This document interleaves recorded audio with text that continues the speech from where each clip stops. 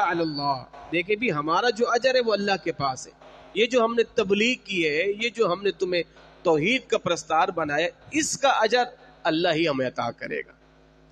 اور حضور نے کیا ارشاد فرمایا؟ قل لا اسألکم علیہ اجرا الا المودۃ فی القربى، میں تم سے کسی اجرت کا سوال نہیں کرتا، الا المودۃ فی القربى، مگر میں تم سے یہ کہتا ہوں کہ میری اہل بیت سے محبت کیا کرو.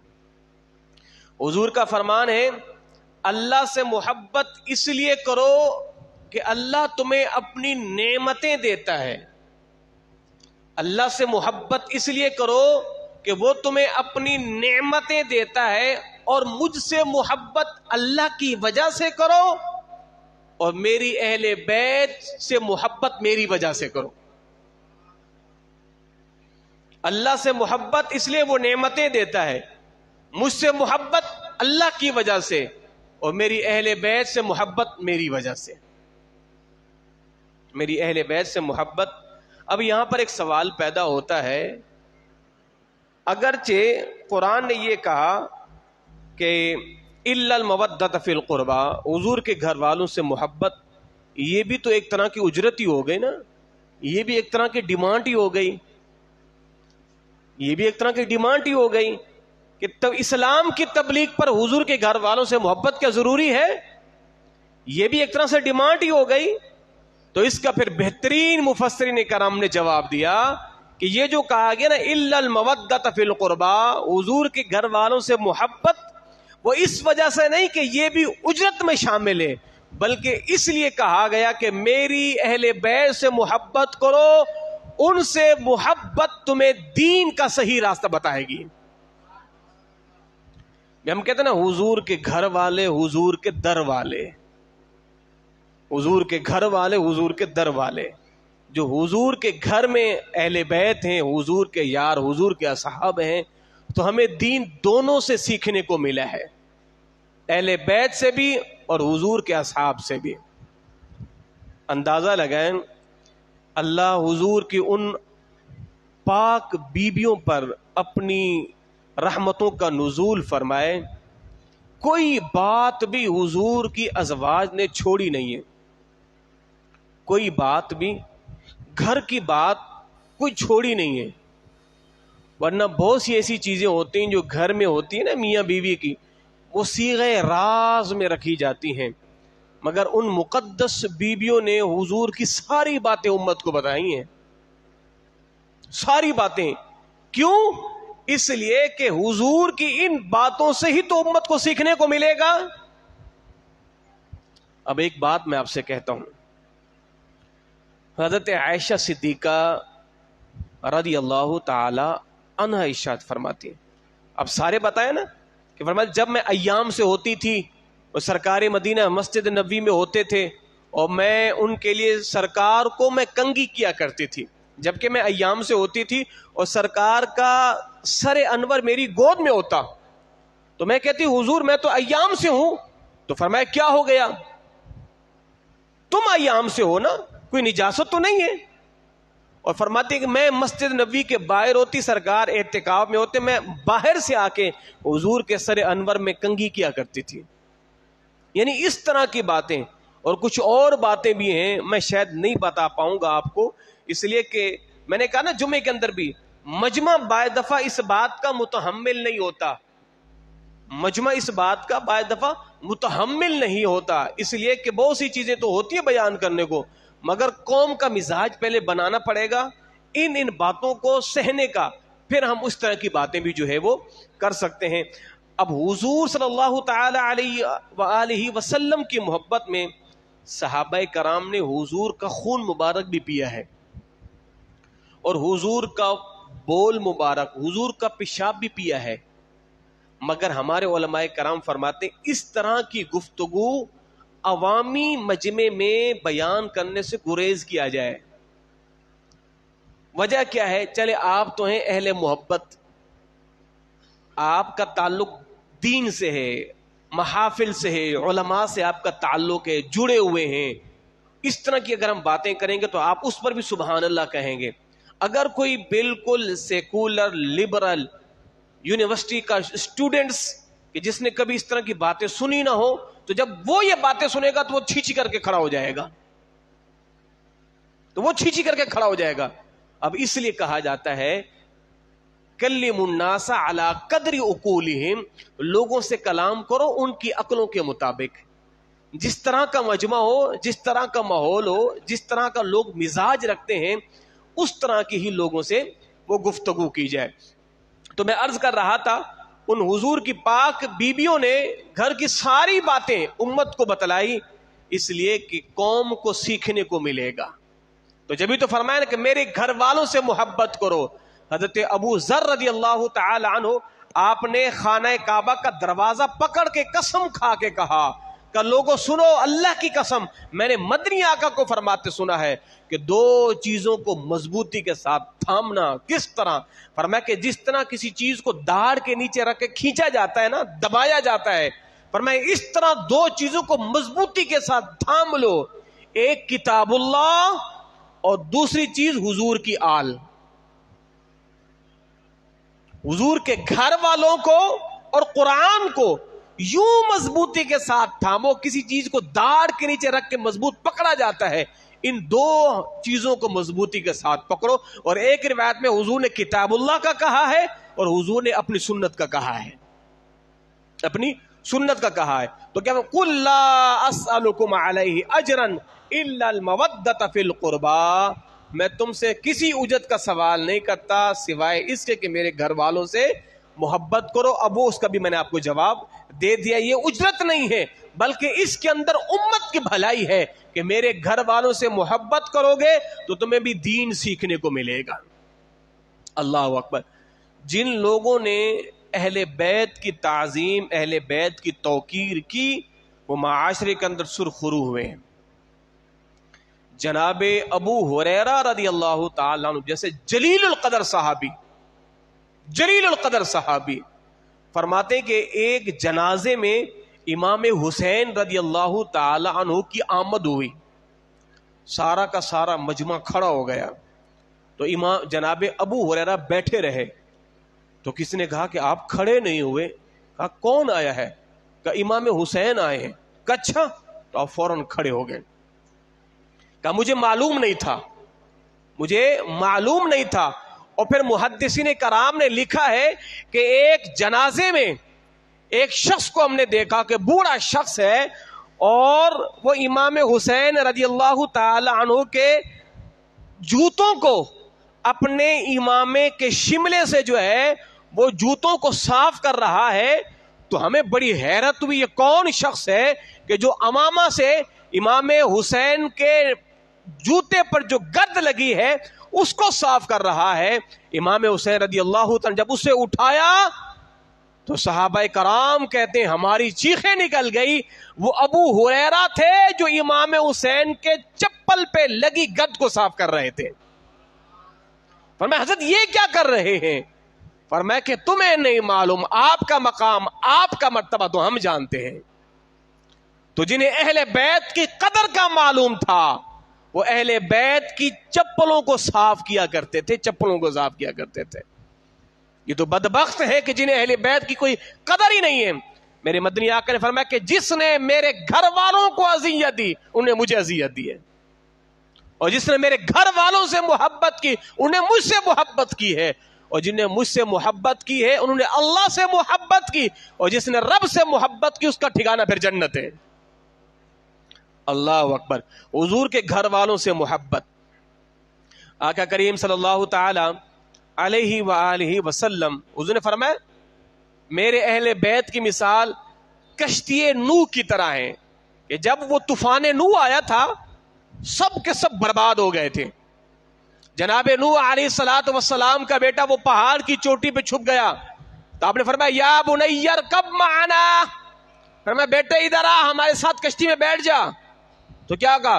قال سآوی الی جبل یعصمنی من الماء، نہیں میں پہاڑ کی چوٹی پہ ٹھیک ہوں، یہ پہاڑ مجھے پانی سے بچا لے گا، میں نہیں آ رہا۔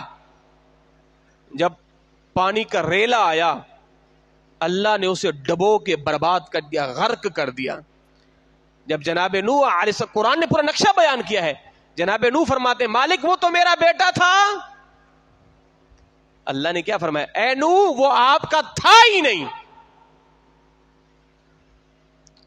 آپ اس بارے میں مجھ سے کلام نہ کریں, وہ تو آپ کا تھا ہی نہیں, وہ آپ کا تھا ہی نہیں. تو حضور نے کیا مثال دی؟ کشتی نوح کی مثال میری اہل بیت ہے کہ جو سفینہ نوح میں بیٹھ گیا وہ نجات پا گیا, ان کا بیٹا نہیں بیٹھا برباد ہو گیا. فرمایا یہی مثال میرے اہل بیت کی ہے, جس نے اہل بیت سے محبت کی وہ کامیاب ہو گیا, اور جس نے اہل بیت کا دامن چھوڑا وہ نامراد ہو گیا ہے. اور پھر یہاں فقط اہل بیت کی نہیں, حضور نے پھر اپنے اصحاب کی بھی مثال بیان کی ہے. اہل بیت کو کشتی نوح سے تشبیہ دی اور اپنے اصحاب کو چمکتے دھمکتے ستاروں سے تشبیہ دی. اصحاب کالنجوم, میرے صحابہ چمکتے ہوئے ستاروں کی مانند ہیں. بِأَيِّهِمُ اقْتَدَيْتُمْ اهْتَدَيْتُمْ, جس نے ان کی پیروی کی وہ ہدایت یافتہ ہو جائے گا. تو سارے کے سارے صحابہ ہادی ہیں, مہدی ہیں, ہدایت یافتہ ہیں. صحابہ ہدایت پر ہیں اور ہدایت کا راستہ دکھانے والے بھی ہیں. تو اب دیکھیں ہمارے علماء نے کیسی بہترین اب اس کو سمجھایا ہے کہ دیکھیں پرانے زمانے کے اندر کہ جب لوگ سفر کیا کرتے تھے تو ظاہر یہ سنگ میل, یہ سنگ مرمر کے جو آج نشان لگے ہوتے, ایرو کا نشان, کراچی ادھر, لاہور ادھر, فیصل آباد ادھر, یہ آپ کو ایرو کے نشان نظر آتے ہیں, یہ راستہ ادھر جا رہا ہے. اس زمانے میں کچھ نہیں تھا, تو اس زمانے میں جو منزل کا پتہ پوچھا جاتا تھا نا وہ ستاروں سے پوچھا جاتا تھا. یہ ستارہ فلاں منزل کا پتہ بتاتا ہے, یہ ستارہ فلاں منزل کا, یہ مشرق کو, یہ مغرب کو, یہ شمال کو, یہ جنوب کو, وغیرہ وغیرہ. اس زمانے میں منزل کا پتہ ستاروں سے پوچھا جاتا تھا اور سفر کشتی میں کیا جاتا تھا. تو گویا کہ منزل پہ وہی پہنچتا تھا کہ جو کشتی میں بھی بیٹھ جائے اور پتہ ستاروں سے بھی پوچھے. تو گویا کہ نتیجہ یہ نکلا, اگر تم نے جنتی ہونا ہے اور اگر تم نے توحید پرست بننا ہے, اگر تم نے شمع رسالت کا پروانہ بننا ہے, تو پھر کشتی نوح اہل بیت ہے, ان کی محبت سینے میں تھام لو اور منزل کا پتہ ستاروں سے یعنی اصحاب سے پوچھتے جاؤ تو منزل مقصود تک پہنچ جاؤ گے. تو منزل مقصود تک پہنچ جاؤ گے. کیسی پیاری مثال میرے مدنی آقا نے دی ہے. میرے اہل بیت کشتی نوح ہیں اور میرے صحابہ چمکتے ہوئے ستارے ہیں, جن کی تم پیروی کرو گے تم ہدایت یافتہ ہو جاؤ گے. اللہ اکبر. حضور کے گھر والوں سے محبت صحابہ کرام نے ٹوٹ کے کی ہے. میں نے جمعے میں بیان کیا, یہ تو بدبخت ایویں لگا دیتے ہیں قوم کو کس چکر میں ڈالا ہوا ہے کہ ان کے تو اختلافات تھے, ان کا تو یہ تھا, ان کا تو وغیرہ وغیرہ, پتہ نہیں کیا کیا. وہ باغ فدق کا معاملہ لے کے آتے ہیں کہ ابو بکر نے وراثت کا مال جناب فاطمہ کو نہیں دیا, پھر دشمنی ہو گئی تو پھر یہ ہو گیا, جناب عمر نے ان کا گھر جلا دیا. لا حول ولا قوت الا باللہ العلی العظیم. اتنے بڑا بہتان, اتنی بڑی تہمت. جناب عمر بخدا صحابہ تو سارے اہل بیت کے غلام تھے, اہل بیت سے محبت کرنے والے تھے, مگر عمر جتنی محبت کوئی نہیں کرتا تھا صحابہ اہل بیت سے. اتنی محبت جناب عمر نے بی بی فاطمہ سے فرمایا تھا, اے فاطمہ اس روئے زمین میں مجھے سب سے زیادہ جو ذات محبوب تھی وہ آپ کے بابا جان کی تھی, مگر حضور کے ظاہری پردہ فرما جانے کے بعد عمر کو جو ذات سب سے زیادہ پیاری محبوب لگتی ہے وہ فاطمہ تم ہی ہو. فاطمہ وہ تم ہی ہو. اور پھر جناب عمر علی سے کتنی محبت کرتے, جناب صدیق اکبر حضور کے چچا عباس سے کتنی محبت کرتے. وہ روایت میں پڑھتا ہوں, مجھے بڑا لطف آتا ہے کہ سرکار کی مجلس لگی ہوئی تھی اور گنجائش نہیں تھی کسی کی جگہ بیٹھنے کی. جناب صدیق اکبر حضور کے دائیں جانے بیٹھتے تھے. اتنے میں حضور کے چچا حضرت عباس بن عبد المطلب رضی اللہ تعالی عنہ آئے. اب سب بیٹھے ہوئے ہیں تو جناب صدیق اکبر کھڑے ہو گئے. جناب صدیق اکبر کھڑے ہو گئے اور جناب صدیق اکبر نے حضرت عباس رضی اللہ تعالی کو اپنے پاس جگہ دی, وہ ان کے ساتھ بیٹھ گئے. اب حضور کے چہرے پہ جو ہے وہ حشاشیت آ گئی, سرکار مسکرا دیے. भाई सिद्दीक किसके लिए खड़े हुए? हुजूर के चचा जान के लिए खड़े हुए। तो सरकार ने तो खुश होना ही था कि देखे मेरे असहाब मेरे निस्बत वाले रिश्तेदारों से कितनी मोहब्बत करते हैं। अल्लाह अकबर। तो सारे बैठे रहे, कोई नहीं हिला। ज़हरे हुजूर के रुख अनवर को तक रहे थे। उनका ना उठना भी अदब का मकाम था, अबू बकर का खड़ा होना भी आला मकाम है। तो हुजूर ने एक जुमला इरशाद फरमाया। हुजूर ने क्या फरमाया? फजल वाले फजल वालों को ही जानते हैं। फजल वाले फजल वालों को जानते हैं, फजीलत वाले फजीलत वालों को जानते हैं, ऊंचे मकाम वाले ऊंचे मकाम वालों को जानते हैं। गोया के फजल वाले अब्बास भी हैं, फजल वाले सिद्दीक भी है। तो जो अब्बास का मकाम है वो सिद्दीक जानते हैं, जो सिद्दीक का मकाम वो अब्बास जानते हैं। तो फरमाया कि फजल वाले फजल वालों को जानते हैं, फजल वाले फजल वालों को जानते हैं। अल्लाह अकबर अल्लाह अकबर। कोई अगर आपको सलाम नहीं भी करता तो कोई अर्ज नहीं है। अब कोई तो है जो आपका मकाम जानता है, कोई तो है जो आपका रुतबा जानता है। अल्लाह अकबर। और यही मामला जनाब उमर का भी था।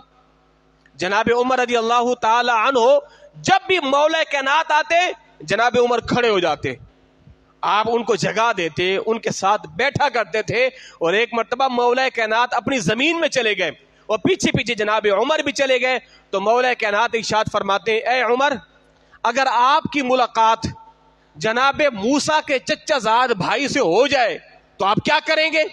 फरमाया कि जनाब मूसा का चचाजाद भाई हो और मुझसे मुलाकात हो तो मैं तो हद दर्जे की उसकी ताज़ीम और तौकीर करूंगा, उससे मोहब्बत करूंगा। तो जनाब मौला कायनात क्या फरमाते हैं? उमर, मैं सरकार का चचाजाद भाई हूं,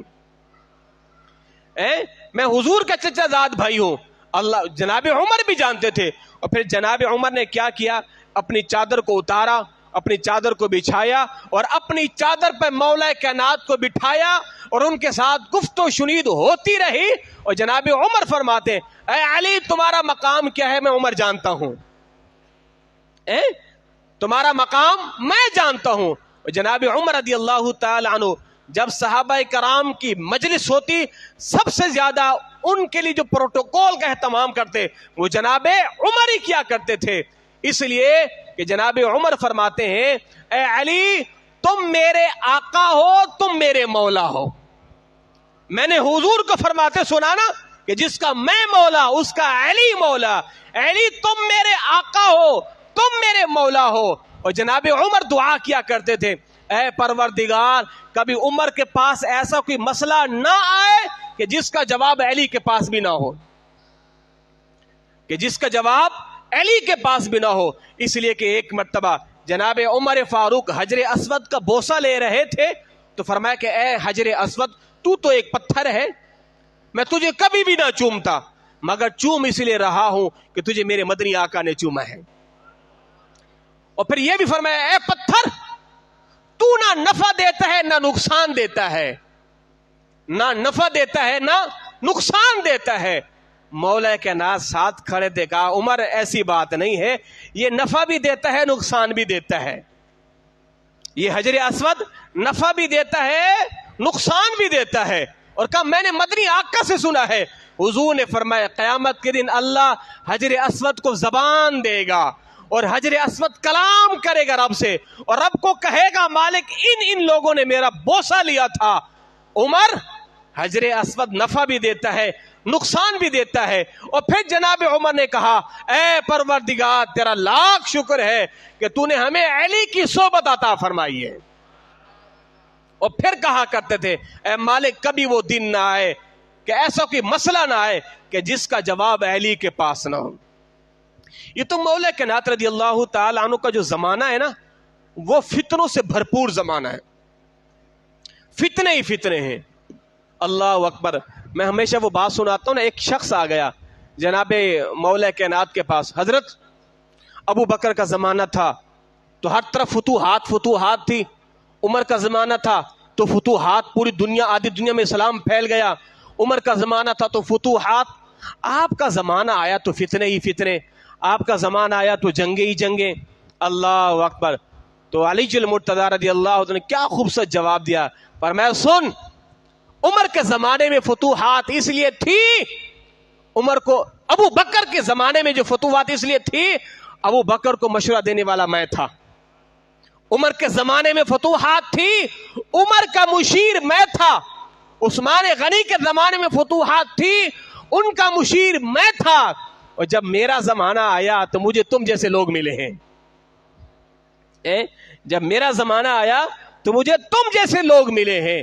اللہ اکبر، اللہ اکبر۔ تو اس لیے جناب مولا کائنات کے زمانے میں فتنوں کا ظہور اور جنگ و جدل کا معاملہ اس لیے ہوا، اس لیے کہ عظیم دور چلا گیا اور ان عظیم شخصیتوں کو مشورہ دینے والی ذات مولا کائنات کی ذات تھی۔ اور جب علی کا زمانہ آیا تو پورا کا پورا یہ کارواں ہی بکھر گیا۔ اللہ اکبر۔ مگر پھر بھی علی المرتضیٰ رضی اللہ تعالی ثابت قدمی کے ساتھ جس طرح قوم کو متحد رکھا اور دین اسلام کی بھاگ دوڑ سنبھالی، وہ اپنی مثال آپ ہے۔ تو میں ذکر کر رہا تھا حضور کی اہل بیت سے محبت۔ امام شافعی فرماتے ہیں کہ اگر میں حضور کی آل پر درود نہ پڑھوں تو میری دعائی قبول نہیں ہوتی۔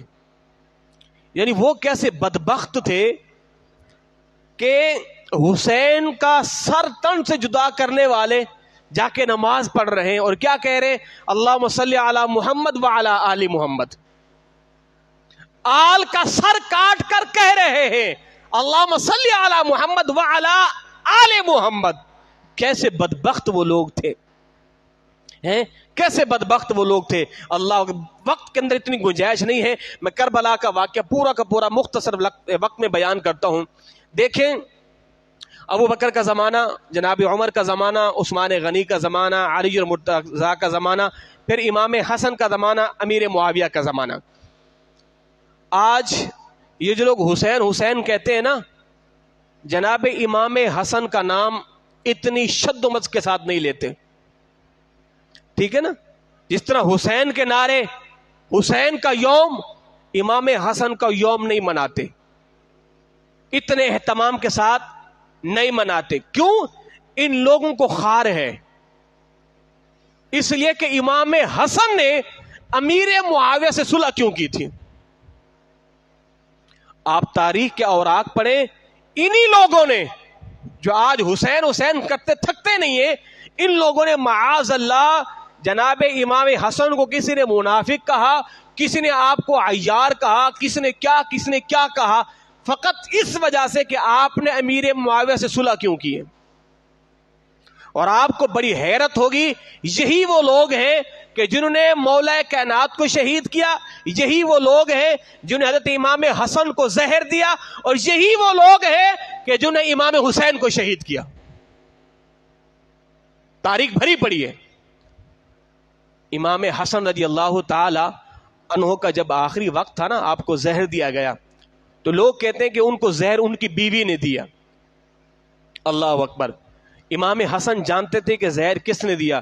امام حسین پوچھتے رہے، آپ بتاؤ نا کس نے دیا ہے؟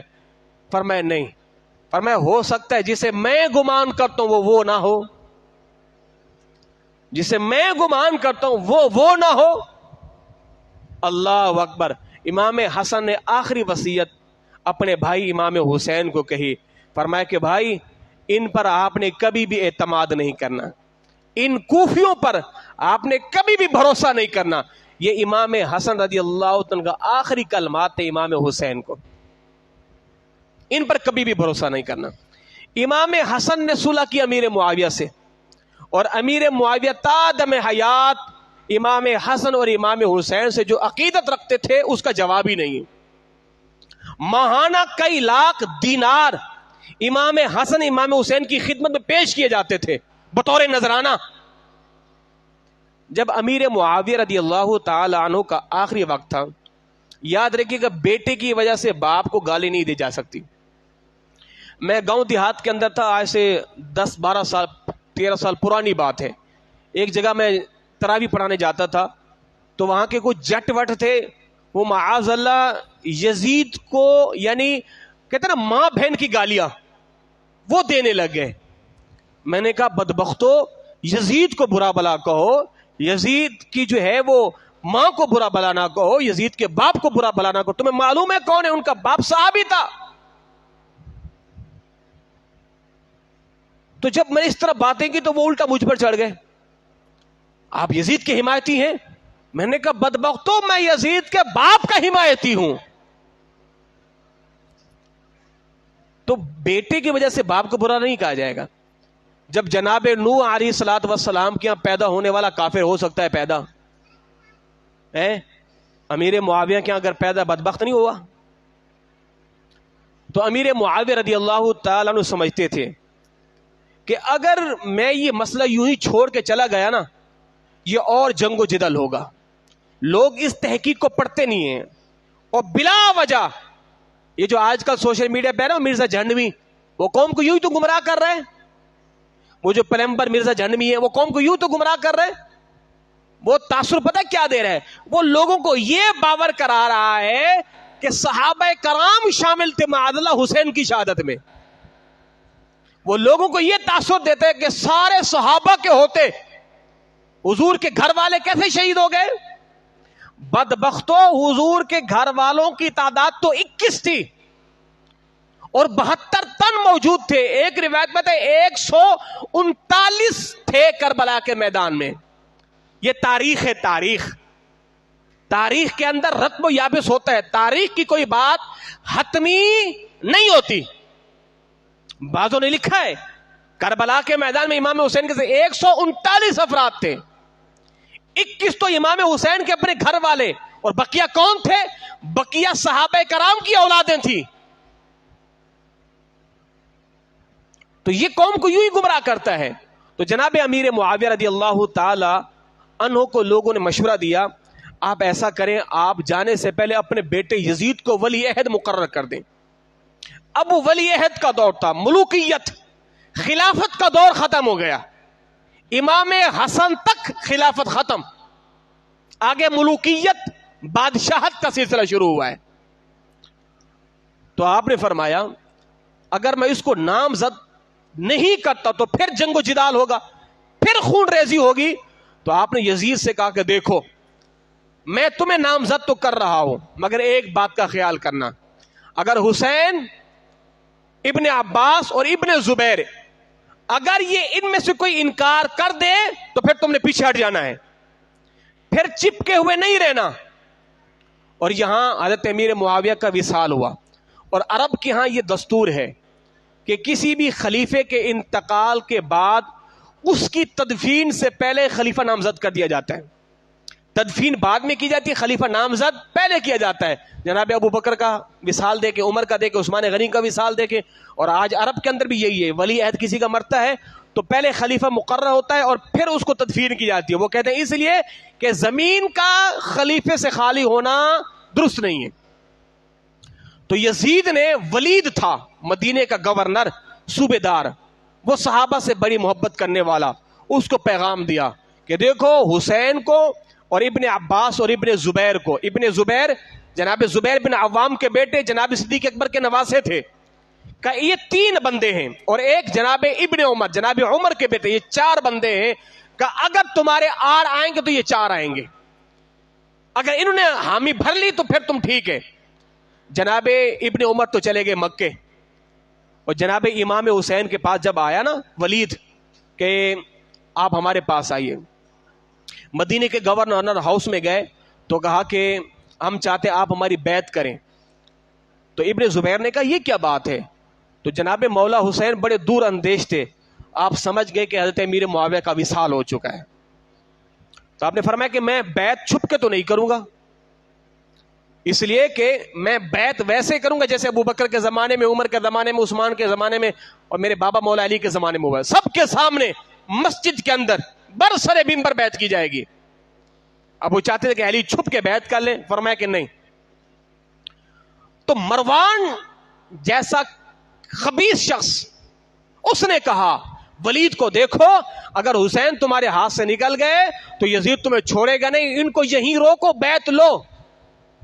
امام حسین رضی اللہ تعالی عنہ آپ نے اپنے گھر والوں کو لیا, ساز و سامان لیا, اور آخری الوداعی سلام اپنے نانا جان کی قبر انور پہ آ کے کیا, اور دوسری مرتبہ اپنے گھر کو تالا لگایا.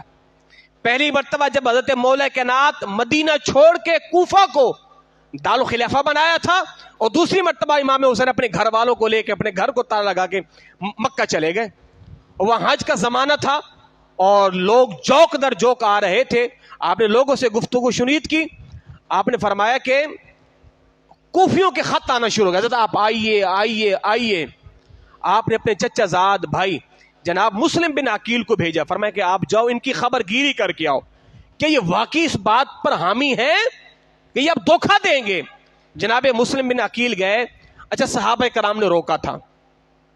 صحابہ کرام نے امام حسین کو روکا، آپ نہ جائیں. آپ کے بابا کے ساتھ بھی ان لوگوں نے یہ حال کیا، آپ کے بھائی حسن کے ساتھ بھی یہ کیا.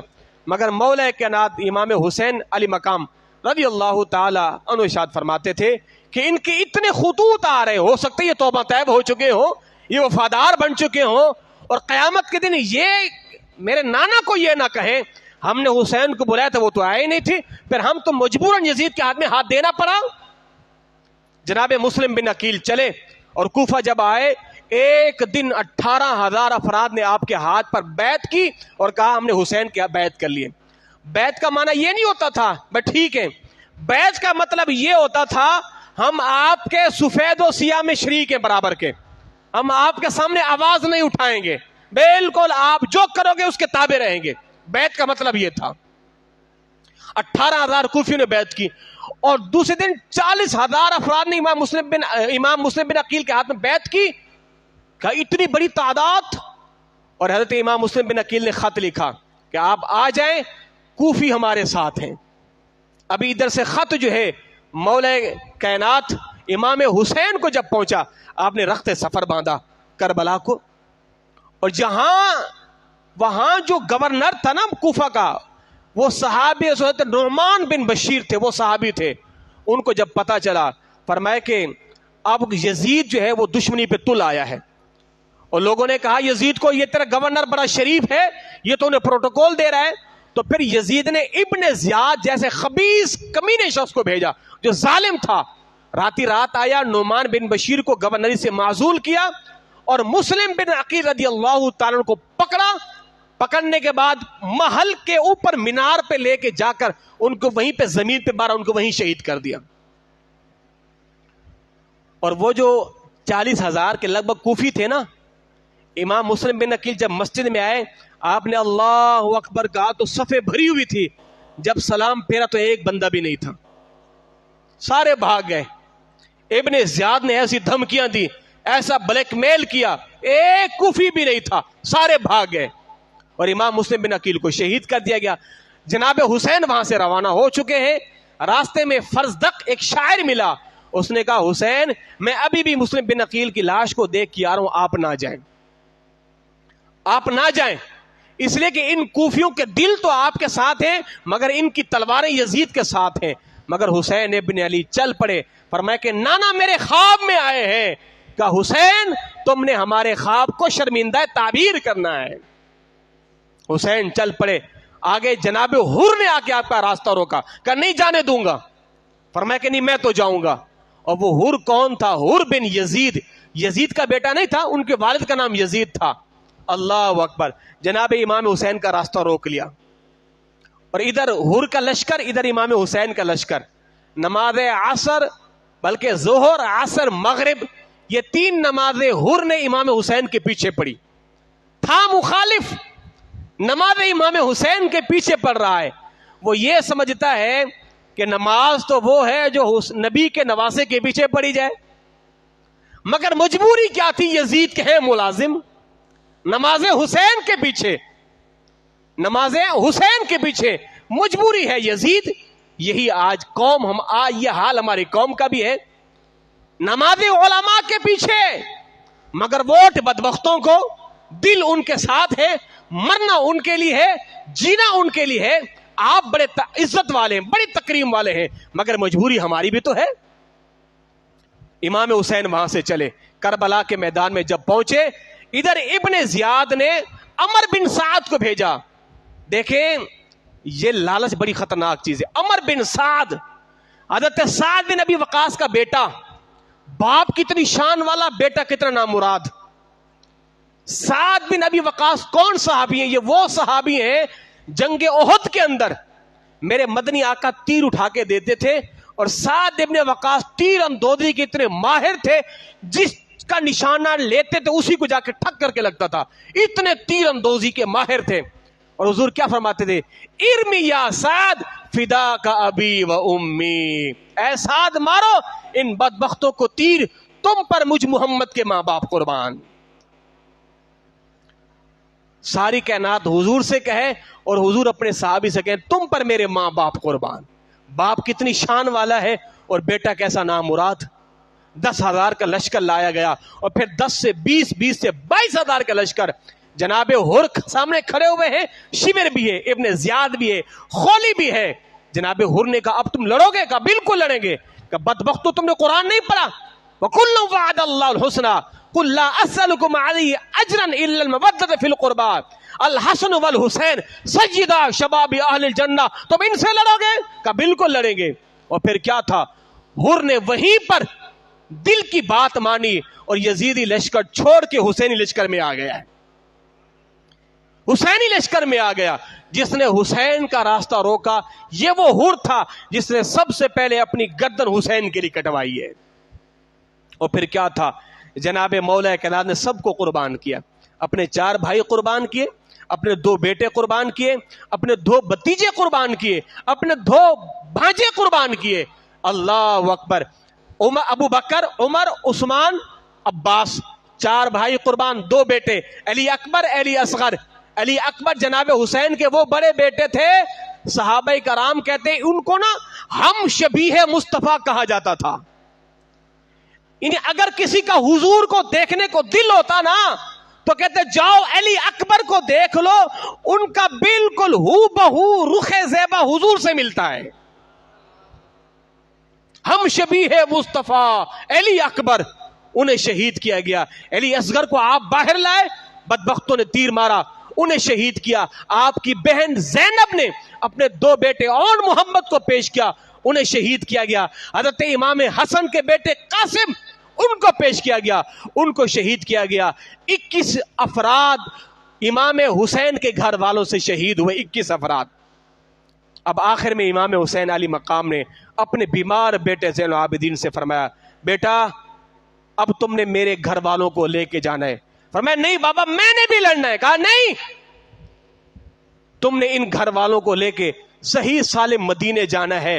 اور آپ نے اپنی بہن زینب سے کہا دیکھ میری بہن بالکل اف تک نہیں کرنا، کوئی رونے کی آواز نہ آئے، کوئی چیخنے چلانے کی آواز نہ آئے، کوئی چہرے کو نہ پیٹا جائے۔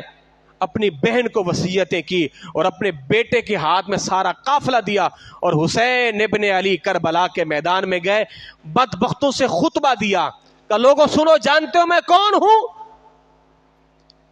میں محمد کا نواسا ہوں، میں وہ ہوں کہ جس کی زبان کو حضور چوسا کرتے تھے۔ بی بی فاطمہ فرماتی سرکار ایک مرتبہ جا رہے تھے کسی سفر میں، امام حسن اور امام حسین کی رونے کی آواز آئے، حضور سواری سے اترے فوراً واپس آئے۔ فرمایا بیٹی فاطمہ کیا ہوا، کیوں رو رہے ہیں؟ فرماتی بابا جان گھر میں پانی نہیں ہے، انہیں پیاس لگی ہے، پانی نہیں ہے اس لیے رو رہے ہیں۔ حضور نے فرمایا تمہارے مشکیزوں میں پانی ہے؟ قافلے والوں سے پوچھا، کہا نہیں حضرت بالکل نہیں ہے۔ حضور نے فرمایا لاؤ حسین مجھے دو، حسن مجھے دو۔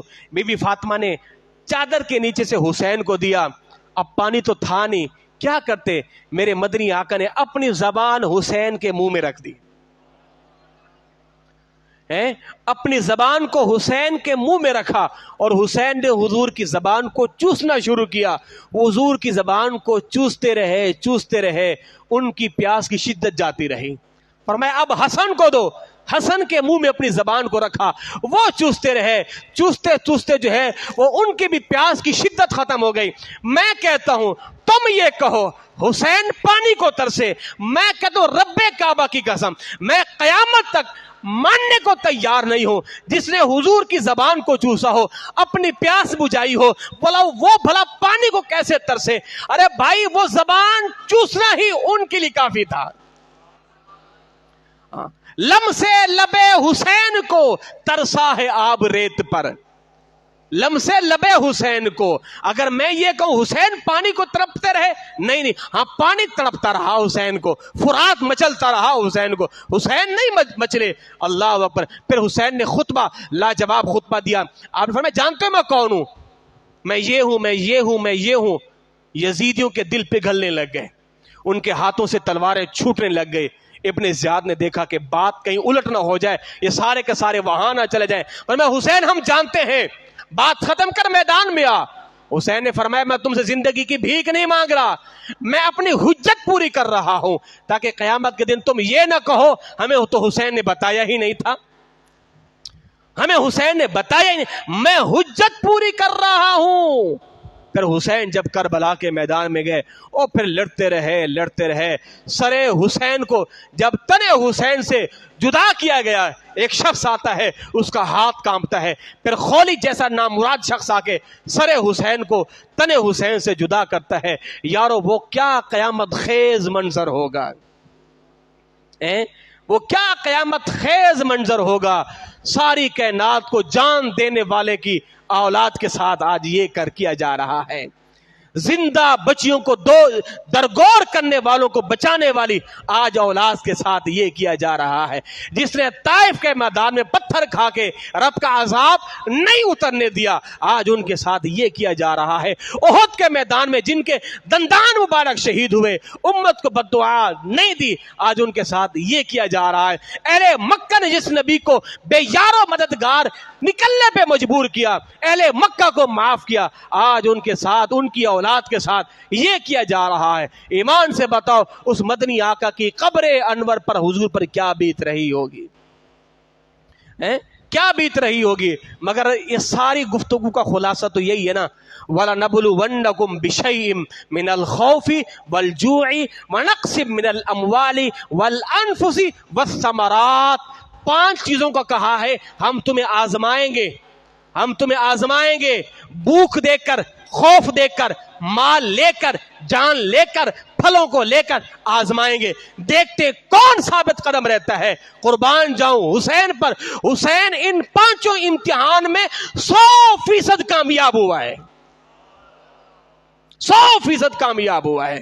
اور پھر حسین نے آسمان کی طرف رک کر کے کہا اے مالک سب کچھ لٹا دیا ہے, اب حسین بھی تیری راہ میں قربان ہونے کو ہے. اے مالک حسین کی ساری قربانیاں قبول فرما لینا. یہ سب کچھ دین کے لیے تھا, دین کے لیے تھا. میں یہی تو چیخ کے بولتا ہوں, ہماری قوم کربلا کا درس سنتی ہے مگر اس پر عمل نہیں کرتی. حسین کیوں گئے تھے؟ وزارت کے لیے, صدارت کے لیے, حکومت کے لیے.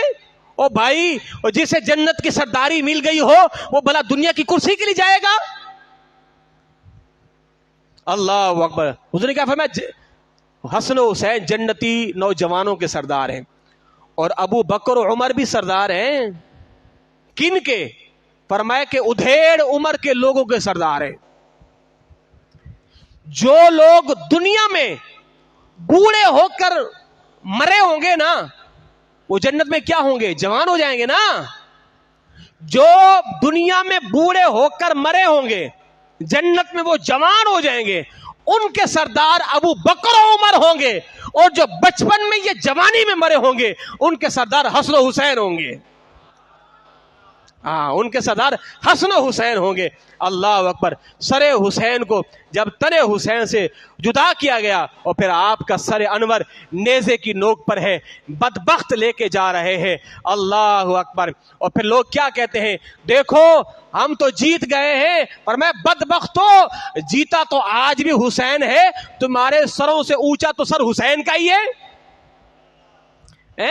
تمہارے سروں سے اونچا سر تو اب بھی حسین کا ہے, وہ تو کٹ کر بھی جیت گیا ہے اور تم کاٹ کر بھی ہار گئے ہو.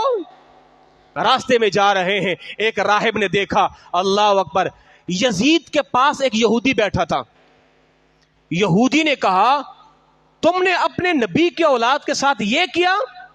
وہ یہودی کہتا ہے میرا اور جناب داؤد کا علیہ السلام کا 70 پشتوں سے واسطہ ہے. کہا کہ میں جناب داؤد علیہ السلام کی اولاد میں ہوں, 70 پشتوں کا واسطہ ہے. یہودی آج میری تعظیم کرتے ہیں. یہودی آج بھی میری تعظیم کرے، 70 پشتوں کا بیچ میں واسطہ ہے، بدبختو یہاں تو ایک پشت کا بھی واسطہ نہیں ہے، تم نے یہ حال کر دیا ہے۔ ایک راہب نے دیکھا سر حسین کو، کہا ایسا کرو رات کو میرے یہاں ٹھہر جاؤ اور سر حسین ایک رات کے لیے مجھے دے دو، یہ اشرفیاں لے لو، یہ درہم و دینار لے لو۔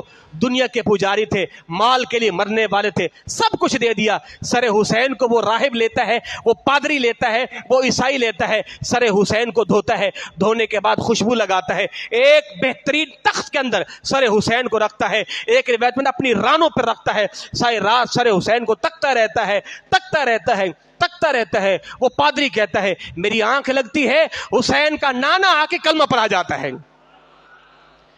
حسین کا نانا کلمہ پڑھا گیا ہے۔ یارو جس نے حسین کے سر کی تعظیم کی، اللہ نے اسلام کی دولت عطا فرمائی ہے، بدبختو تم نے کھوٹے داموں میں حسین کے لیے تو میدان میں آ گئے۔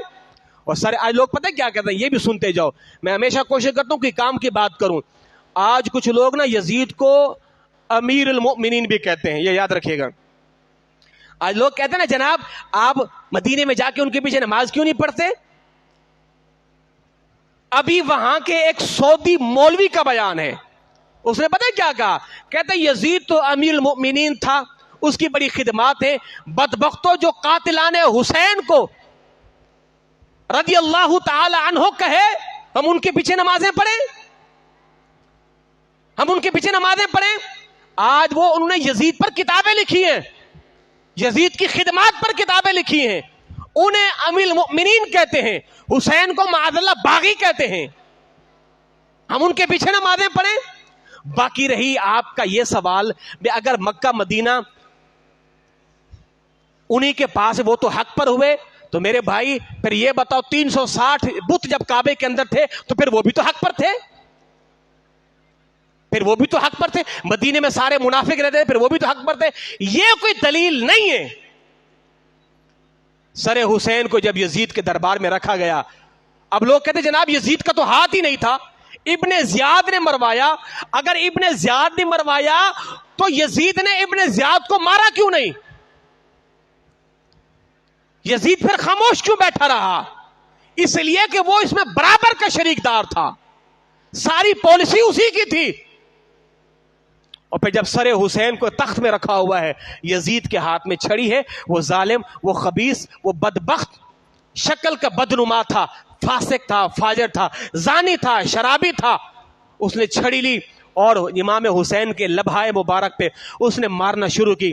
حضور کے صحابی ہیں زید بن ارقم، بڑی عمر کے صحابی تھے، بوڑھے تھے، وہ بیٹھے ہوئے تھے ساتھ، کہا او بدبخت اپنی چھڑی کو لبے حسین سے ہٹا، خدا کی قسم ان ہونٹوں کو میں نے کئی مرتبہ اپنے نبی کو چوستے ہوئے دیکھا ہے،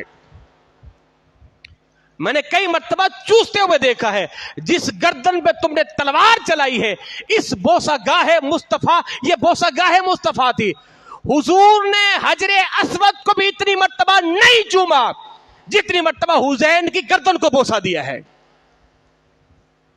وہ بوسہ گاہ مصطفیٰ تھی جس پر تم نے تلواریں چلائی ہیں۔ یہ تو قیامت کا دن جب ہوگا اور پھر پتہ چلے گا۔ پھر امام حسین علی مقام کی بہن جناب زینب نے یزید کے دربار میں خطبہ دیا تھا اور ایک بات دعا دی تھی، بدبختو تم نے میرے حافظ قاری بھائی کو تم نے شہید کیا ہے، قیامت تک تمہاری نسل میں کوئی قاری پیدا نہیں ہوگا، تم روتے رہو گے، تم چیختے رہو گے، دنیا میں ذلیل و رسوا رہو گے۔ یہ تاریخی جملے بی بی زینب نے یزید کے دربار میں کہے تھے۔ اور پھر جب جمعے کا خطبہ تھا، امام زین العابدین مسجد کے اندر تھے اور یزید منبر پہ بیٹھا تھا، یزید حافظ بھی تھا، یزید مسجد کا امام بھی تھا، یزید خطیب بھی تھا، وہ اذانیں بھی دیتا تھا، وہ نمازیں بھی پڑھاتا تھا، مگر بات کیا تھی؟ تھا حسین کا دشمن۔ جب مؤذن نے کہا نا اشہد ان محمد رسول اللہ، امام زین العابدین کھڑے ہو گئے اور کہا او بدبخت یزید، محمد تیرے بابا کا نام ہے یا میرے بابا کا نام ہے؟ اذان میں میرے بابا کا نام آئے گا۔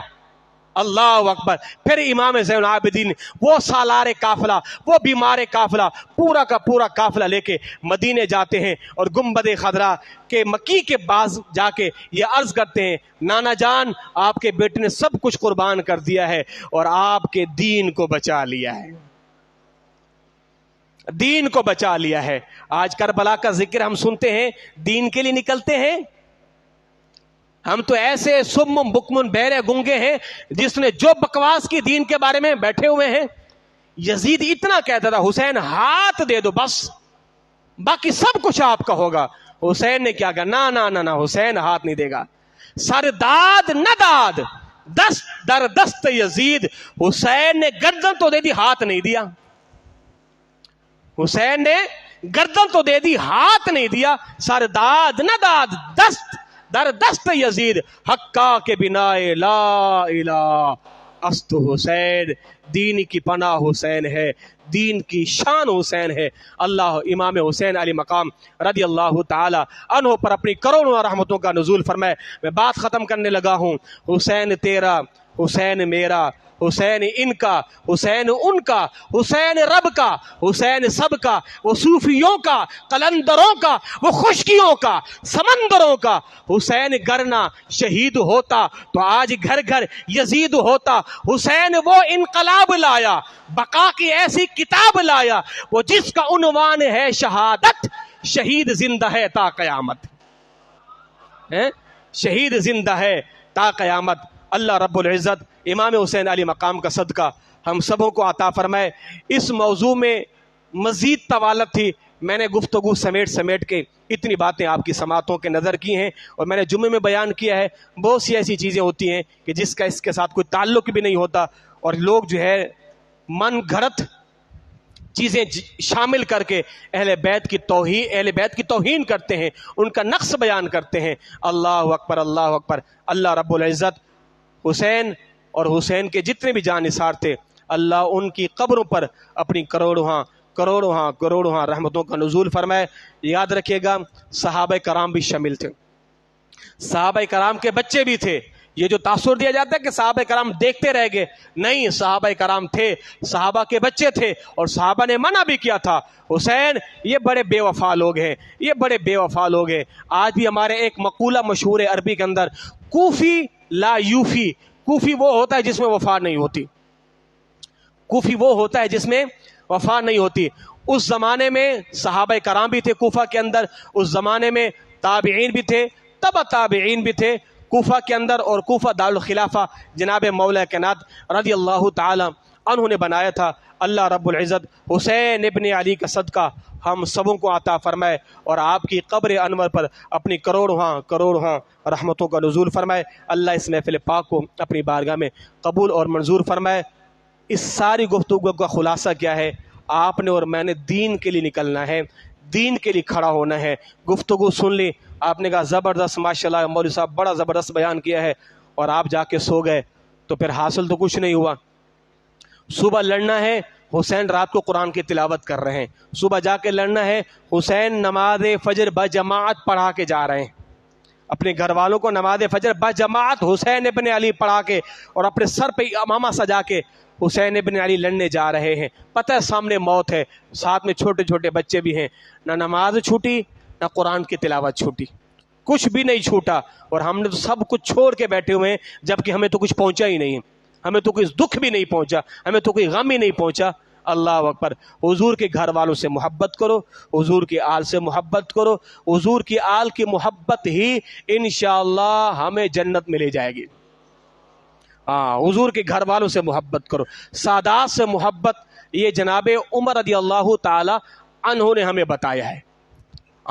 جناب عمر کا یہ طریقہ تھا کہ سادات کو ڈبل دیا جائے, سادات کو, سیدوں کو ڈبل دیا جائے, اس لیے کہ سید تو ہمارے سردار ہیں, سید تو ہمارے سردار ہیں. اللہ اکبر. وما علی الا البلاغ المبین.